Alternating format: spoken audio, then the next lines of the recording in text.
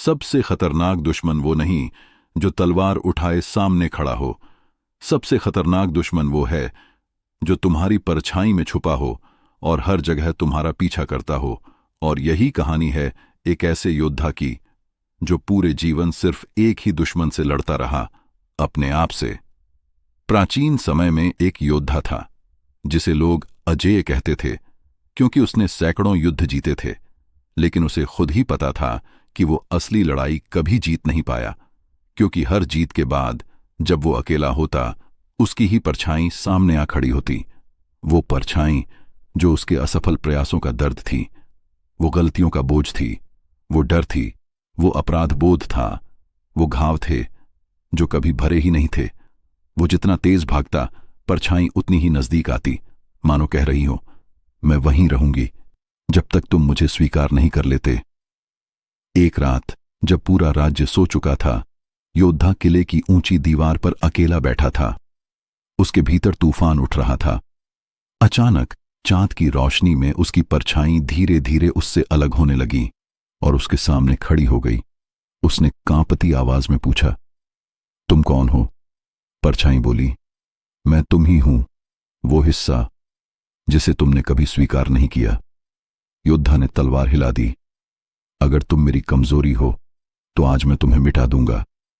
परछाई ने मुस्कुराकर कहा, यही तो तुम्हारी सबसे बड़ी भूल है।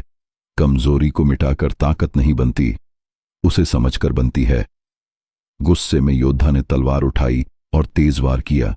परछाई ने वही तलवार उठाई और बिल्कुल उसी ताकत से वार लौटाया। हर हमला योद्धा पर ही वापस गिरता। हर चोट उसे अपने अतीत का दर्द याद दिलाती। उसके हाथ कांप गए। वो पीछे गिर पड़ा। परछाई उसके पास झुकी और बोली, तुम मुझे हर नहीं सकते, क्योंकि मैं तुम्हारी ही सच्चाई हूं। योद्धा चिल्लाया, तो फिर मैं क्या करूं? ये लड़ाई कैसे जीतूं? परछाई ने कहा, तुम्हें लड़ाई नहीं जीतनी, तुम्हें खुद को समझना है। योद्धा घुटनों पर बैठ गया।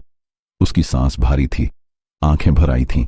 धीरे से बोला, हां, मैं डरा हुआ था, मैंने गलतियां की, मैंने खुद को दोषी माना। मैं भागता रहा, अपनी कमजोरियों से, अपने अतीत से, अपने डर से। इतना कहना था कि परछाई की तीखी आंखें नरम पड़ने लगीं, मानो वो कह रही हो, यही पहला कदम है खुद को स्वीकार करने का। उसी रात योद्धा और परछाई शांत बैठ गए। पहली बार लड़ाई नहीं हो रही थी, पहली बार संवाद हो रहा था। परछाई ने कहा, तुम्हें लगता था कि मैं तुम्हारी दुश्मन हूं, लेकिन मैं तो वो दर्द थी जिसे तुमने कभी सुना ही नहीं। उसने अपने बचपन की असफलताएं याद कीं, युद्ध में खोए साथी याद किए, वो वादे जो वो निभा नहीं पाया, वो मौके जो डर की वजह से उसने छोड़ दिए। और उसे पता चला, परछाई उसे रोकने नहीं आई थी, वो उसे सच दिखाने आई थी। जब योद्धा ने अपनी कमियों को स्वीकार किया तो परछाई का रूप बदलने लगा। उसकी काली आंखें अब चमकने लगीं, उसका सख्त चेहरा अब शांत हो गया। वो बोली, मैं तुम्हारी कमजोरी नहीं, तुम्हारी शक्ति हूं। जिसे तुमने नुकसान समझा, वहीं तुम्हारी असली ताकत छिपी थी। धीरे धीरे परछाई उसके अंदर समा गई, मानो वो अपने आप को पूरा कर चुका था। सुबह होते ही योद्धा किले की ऊंचाइयों पर खड़ा था।